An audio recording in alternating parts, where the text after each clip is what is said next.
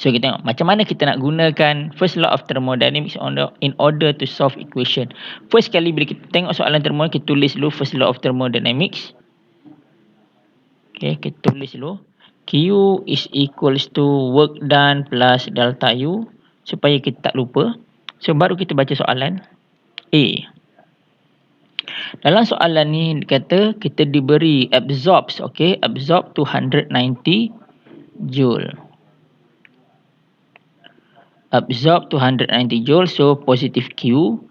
At the same time, does 400 joule of work. Dia buat kerja. Okay, so bila dia buat kerja, so dia punya work done is positive. So kita selesaikan, masuk dalam ni work done positive.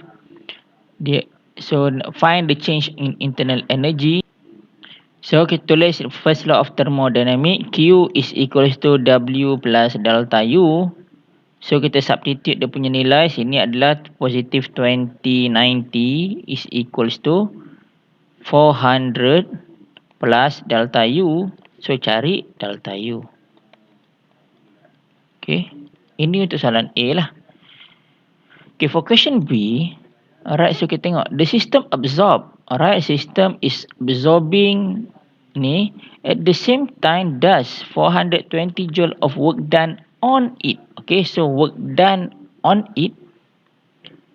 So maksudnya orang buat kerja kat dia. Okay, so orang buat kerja dekat dia. Okay, so dekat sini dia punya work done is become negative lah. Sebab sekarang ni bukan dia buat kerja, orang lain buat kerja kat dia. Kan? So basically susah nak faham siapa buat kerja, kan, orang lain buat kerja. Okay, so kalau korang tengok satu benda kan. Okay, satu benda ni katakan balloon. Kau nampak balloon So balloon, if the air inside doing work, maksudnya balloon tu akan jadi apa? Dia akan expand. Okay, faham kan? Kau bayangkan satu biji balloon, ada udara dalam tu. Okay, so kalau benda yang kat dalam tu buat kerja, kan, kalau dia buat kerja, apa yang dia akan buat? Dia boleh buat satu benda je lah. Dia akan expand the volume. Okay, so dia akan expand. Tapi what happen kalau benda kat dalam tu dia tak buat kerja, tapi yang kat luar pula buat kerja? So kalau udara yang dekat luar buat kerja kepada balon tersebut, so balon tu akan jadi apa? Dia akan compress. Okay, balon tu akan compress. So nampak, so negative work done kat situ. Okay, so aku cuba relatekan dengan apa yang kita belajar kat sini, expansion and compression. Okay, so work done on it, dia akan compress. Kalau katakan dia buat kerja, dia akan expand. Alright, so menggunakan law yang sama, first law of thermodynamics, Q is equals to work done plus delta U. So kita substitute saja nilai dia. Ini 1255 is equals to negative 420 plus delta U, then you find delta U. Sebab soalan dia nak cari change in internal energy. And lastly, question C.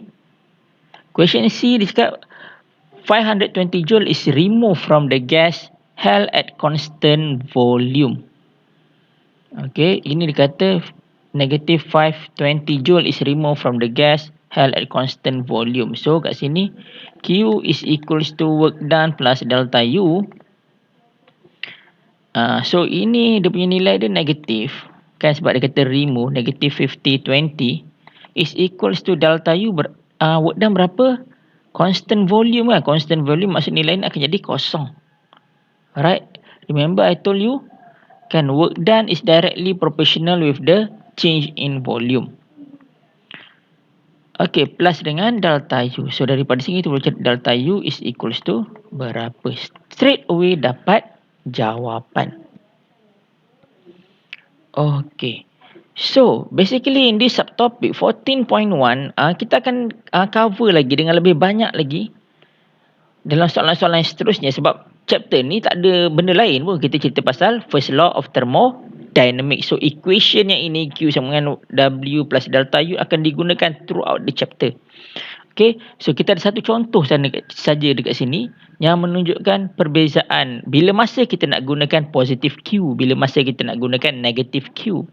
Okey, bila masa kita nak gunakan positive word done, bila masa kita nak gunakan negative word done, and satu lagi bila masa kita nak gunakan positive internal energy, and bila masa kita nak gunakan negative internal energy. So semuanya aku dah explain dekat sini.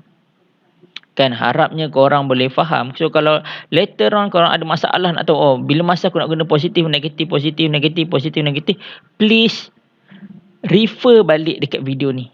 Kan, kembali pada video ni, tengok balik. Okay, sebab chapter ni sangat-sangat senang. Okay, selalunya pelajar buat careless mistake dekat positive and negative value sahaja. Alright. So terima kasih semua. Assalamualaikum warahmatullahi wabarakatuh.